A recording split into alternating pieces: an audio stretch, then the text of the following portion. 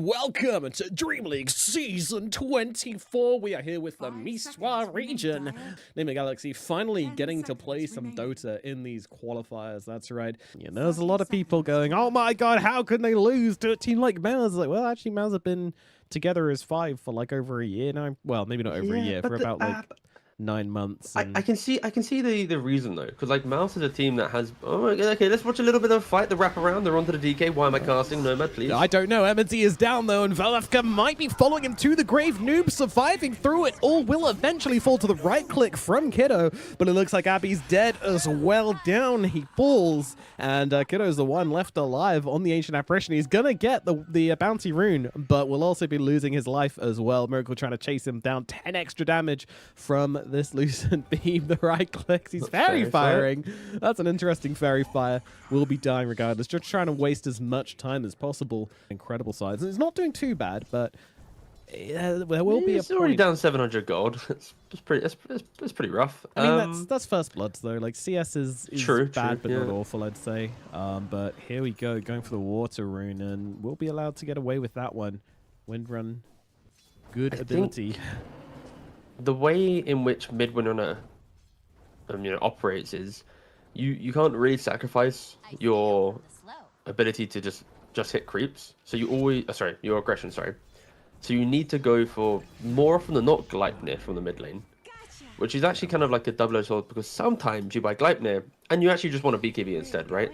So I think from mid lane you might feel like you're forced to go for it. Yeah, he's gonna die in the bot lane, but you're talking about the importance of mid lane. Like the bot lane's crumbling.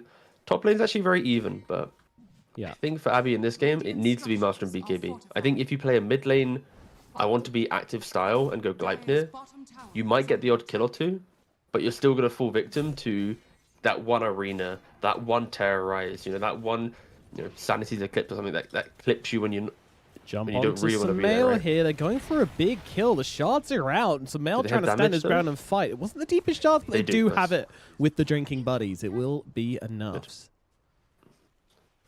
I didn't know if he had power shot. I clicked over a little bit later. So, does he have power shot? Oh, okay, he has power shot. Yeah, they're looking good. Trying to block the vision for the Lucent Beam, I believe. But and Windrunner's trying to gank. Can't really farm the jungle that effectively, right? She likes playing in the lane, but she has no lane to farm. No, she's just kind of awkwardly farming. She's just jungling next to the lane.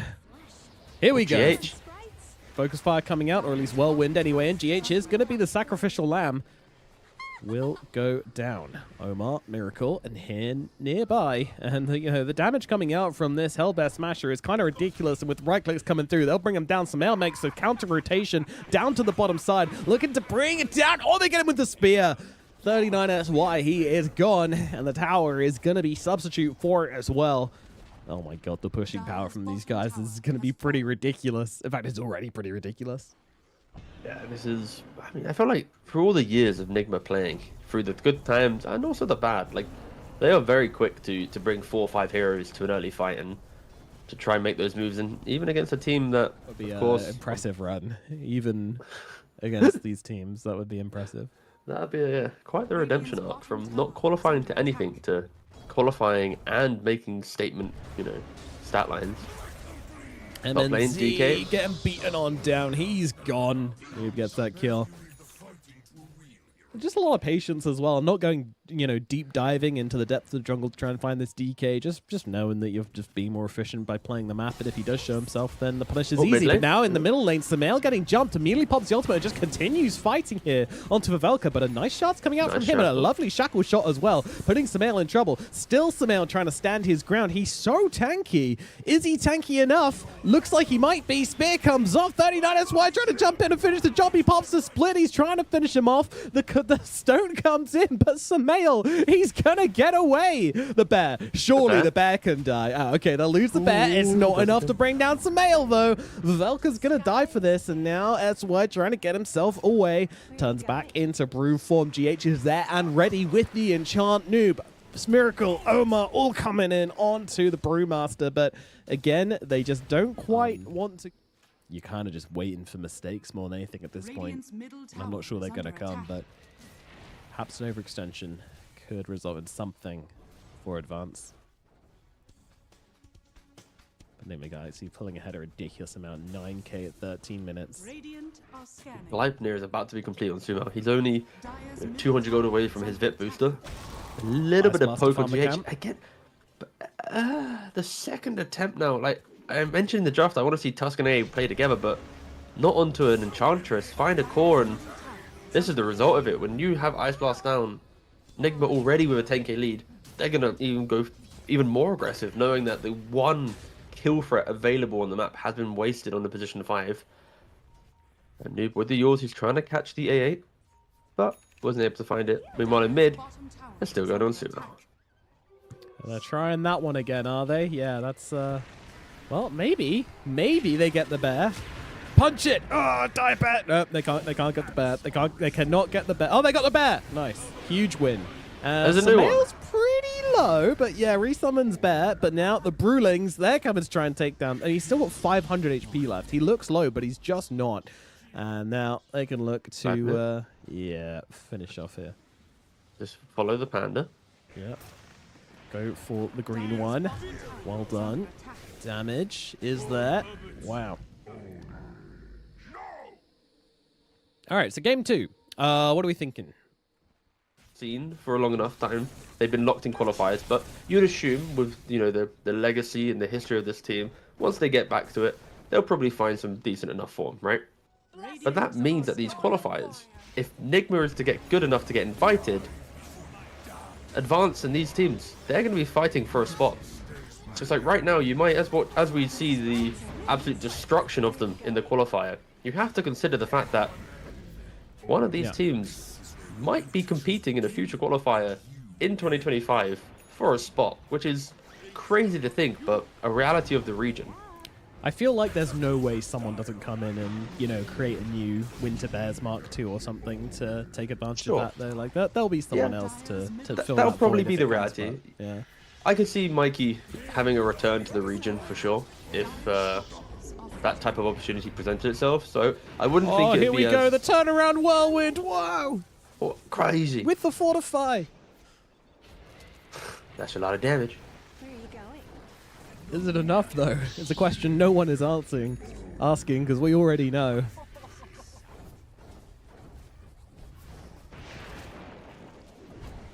Oh, okay. See ya. Oh, I like that Eclipse a lot. It was a funny Eclipse. GG 5 minutes ago. Alrighty, okay, 16 minutes 50.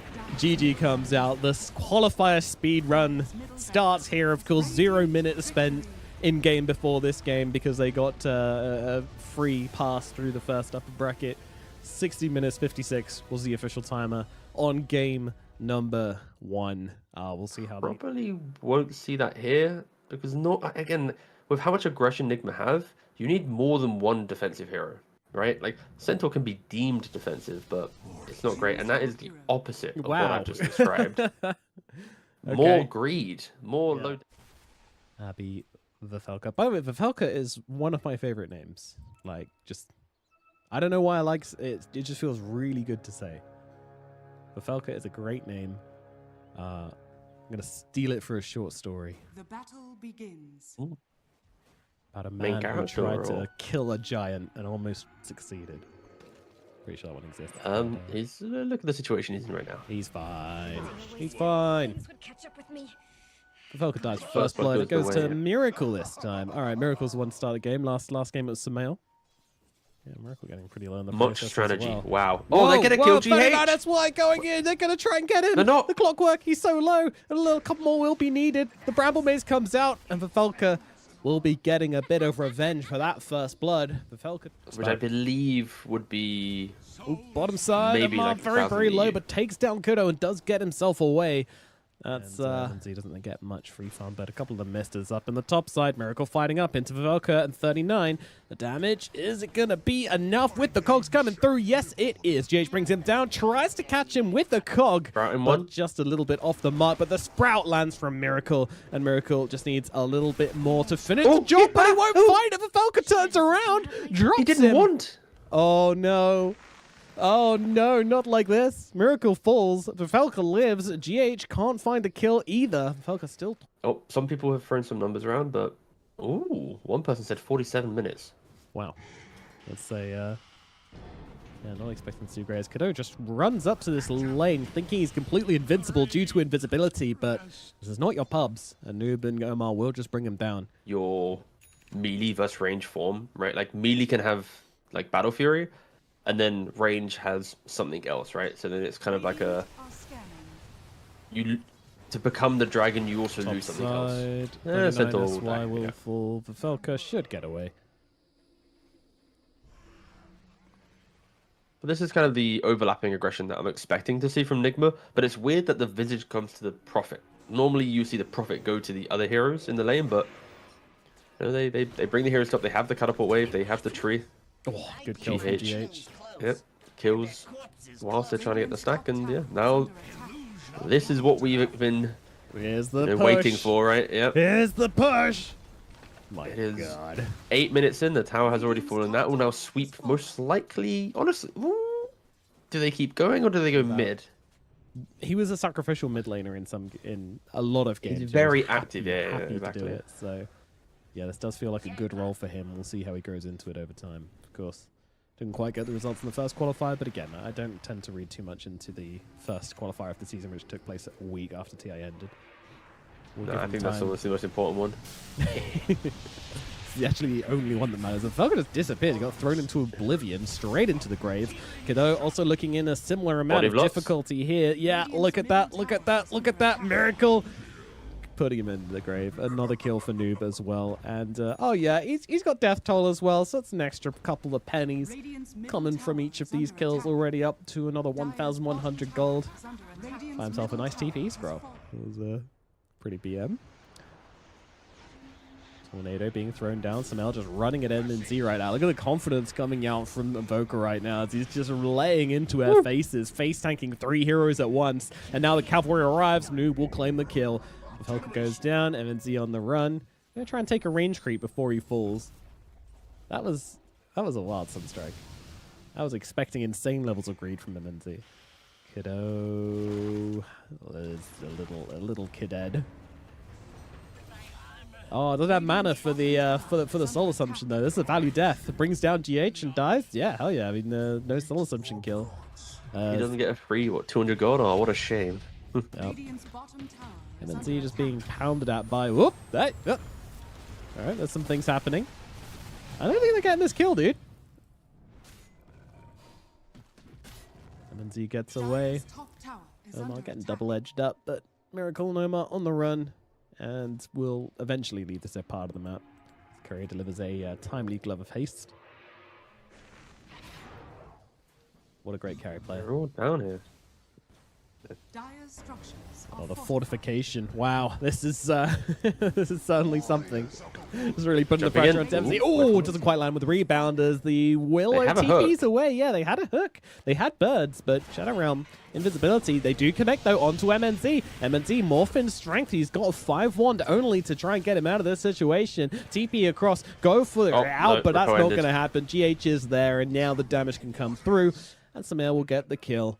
Meanwhile, Noob and Miracle still looking for Kiddo. They're going to pop the drum, the Sunstrike. I don't know if that landed, but nevertheless, they'll bring him down regardless. Noob gets yet another one.